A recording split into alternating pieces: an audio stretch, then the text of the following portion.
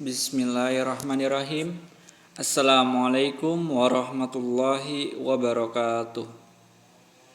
Masih semangat anak-anak? Baik, kita masuk ke pembelajaran yang kedua, yaitu pelajaran matematika bersama Pak Indra lagi. Dan jangan lupa untuk selalu siapkan buku tulis dan alat tulisnya. Baik semuanya, sebelum kita memulai pembelajaran hari ini, kita membacakan basmalah bersama-sama untuk mengawali kegiatan belajar kita ini. Bismillahirrahmanirrahim. Baik, langsung perhatikan, simak video ini sampai akhir, jangan di skip ya. Pada kesempatan kali ini kita akan belajar mengenai sifat-sifat operasi hitung bilangan bulat. Yang pertama, ada sifat tertutup. Kedua, sifat komutatif atau biasa yang kita sebut dengan pertukaran. Ketiga, ada sifat asosiatif yang biasa kita sebut dengan pengelompokan.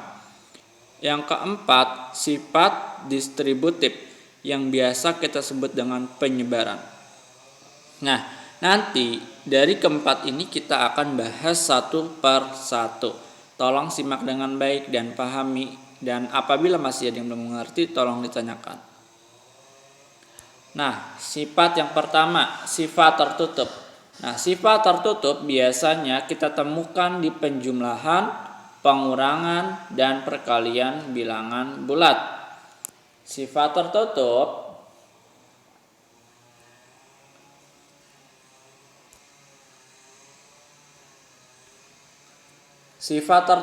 bentuknya seperti ini ya. Nah, jika A dan B adalah bilangan bulat, maka A ditambah B sama dengan C. Ya, seperti itu. Itu untuk penjumlahannya. Untuk yang pengurangannya, maka A dikurang B sama dengan C. Untuk yang perkaliannya, A dikali B sama dengan C. Ya. Untuk pembagian di sini tidak berlaku untuk pembagian bilangan bulat ya. Lalu A ditambah B sama dengan C, misal ya, penjumlahannya 7 ditambah 3 sama dengan 10. Ini namanya sifat tertutup. Lalu misalkan pengurangannya 7 dikurangi 3 sama dengan 4. Nah, itu namanya sifat tertutup. Jadi sifat tertutup itu sifat yang biasa kita temukan. A dikali B sama dengan C. Misal 7 dikalikan 3 sama dengan 21. Seperti itu. Paham ya sampai di sini? Jadi sifat tertutup itu seperti ini. Contohnya bentuknya. Gitu ya. Lalu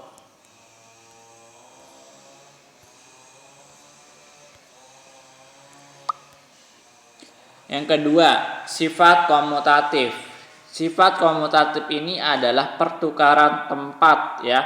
Biasa kita temukan di penjumlahan dan perkalian aja ya. Jadi pengurangan dan pembagian tidak termasuk. Nah, perhatikan di penjumlahannya. Untuk penjumlahan, jika A ditambah B, maka sama dengan B ditambah A. Makanya ditukar tempatnya. Misalnya 9 ditambah 5 kita sama dengan kita tukar tempatnya, berarti 5 ditambah 9 seperti itu. Lalu yang kedua, perkalian A dikali B sama dengan B dikali A. Nah, ini ditukar tempatnya, A jadinya di belakang, B jadi di depan, ditukar gitu ya, sama seperti yang ini juga. Contoh untuk perkaliannya, berarti 9 dikali 5 sama dengan 5 dikali 9 ya. Apabila kita jumlahkan atau kalikan, maka hasilnya sama. 9 ditambah 5 hasilnya 14 juga. 9 tambah 5 14, maka komutatif ini berlaku bagi penjumlahan. Lalu 9 dikali 5 berapa? 45. 9 dikali 5 hasilnya berapa? 45. Nah, maka ini berlaku untuk perkalian di sifat komutatif atau sifat pertukaran tempat. Seperti itu. Lalu ada yang ketiga, sifat asosiatif. Nah, sifat asosiatif ini adalah pengelompokan ya. Berlaku untuk penjumlahan dan perkalian. Jadi sifat asosiatif ini berlaku hanya di penjumlahan dan perkalian. Contoh untuk penjumlahannya, A ditambah B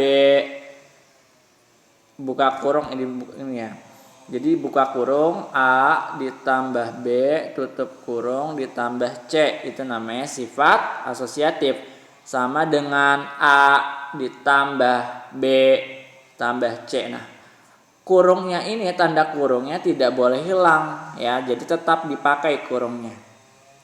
Buka kurung dan tutup kurungnya tetap dipakai. Seperti itu. Lalu untuk yang perkaliannya sama seperti penjumlahan tapi tandanya beda, yaitu perkalian.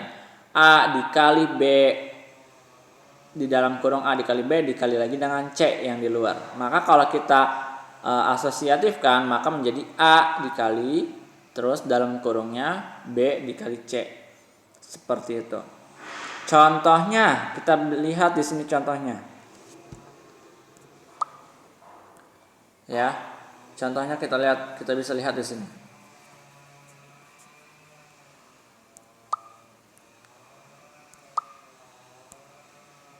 Contoh 7 ditambah 3 dalam kurung ya, ditambah lagi 5. Maka kita bisa asosiatifkan menjadi 7 ditambah dalam kurungnya 3 ditambah 5. Seperti itu. Kalau misalkan kita jumlahkan, sama enggak hasilnya? Nah, apabila ada yang di dalam kurung, kita jumlahkan terlebih dahulu ya. 7 ditambah 3 berarti berapa? 10 ditambah 5 sama dengan berapa? 15 ya. Lalu yang ini 7 berarti ya. 7 ditambah 8 hasilnya berapa? 15. Juga sama, berarti berlaku untuk asosiatif bagi penjumlahan. Nah, jadi kalau ada yang bilangan di dalam kurung terlebih dahulu, maka dijumlahkan terlebih dahulu juga. Sama seperti halnya perkalian. Perkalian 7 dikali 3 hasilnya berapa? 21. Dikalikan 5 sama dengan 7 dikalikan 15. Hasilnya sama enggak nanti? Coba 21 kali 5 berapa? 21 dikali 5 105 ya. Berarti kalau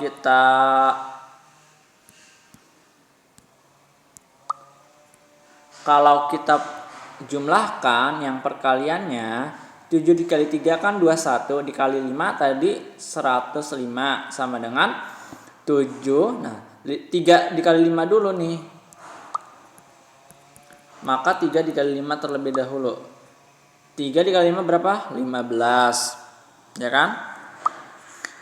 15 dikali 7 hasilnya sama 105. Seperti itu. Lalu ini ada sifat distributif. Nah, sifat distributif ini adalah sifat penyebaran ya. Sifat penyebaran berlaku untuk penjumlahan, pengurangan dan perkalian. Ya, sifat distributif perkalian terhadap penjumlahan. Perkalian terhadap penjumlahan dulu ya. Contohnya A dikali, nah ada dalam kurung lagi, di dalam kurung B ditambah C. Berarti yang B ditambah C ini dijumlahkan dulu terlebih dahulu. Karena yang berada di dalam kurung itu wajib dijumlahkan terlebih dahulu atau dikalikan terlebih dahulu. Lalu didistributifkan menjadi A dikali B ditambahkan dengan A dikali C. Seperti apa bentuknya? Jadi gini. Ya. A dikalikan B, A ditambah A dikali C. Seperti itu. Nah, contoh 5 dikali dalam kurungnya 6 tambah 2 berarti 5 dikali 6 ditambahkan hasil dari 5 dikali 2. Seperti itu. Ya, maka hasilnya akan sama. Seperti itu. Nanti kalau ada yang ditanyakan tolong ditanyakan. Lalu sifat distributif ya. Nah, yang kedua ini sifat distributif. Sifat distributif perkalian terhadap pengurangan ya.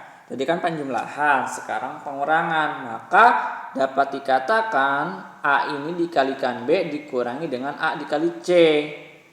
Ya, langsung contoh nih, misalkan 8 dikali 4 terus dikurangi 8 dikali 2. Ya, 8 dikali 4 berapa hasilnya? 32. 8 dikali 2 16. 32 dikurang 16 16. 8 dikali 2 16 juga, berarti distributif bagi perkalian terhadap pengurangan itu benar.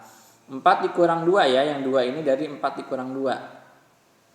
Seperti itu. Seperti itu ya. Nah, seru kan? Belajar matematika itu menyenangkan loh. Nah, tolong ya. Jadi nanti dipelajarin. Kalau belum paham, wajib bertanya. Seperti itu.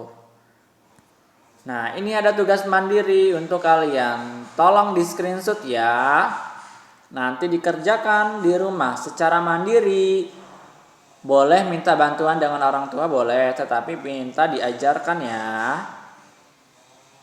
Selamat belajar. Terima kasih dari Pak Indra.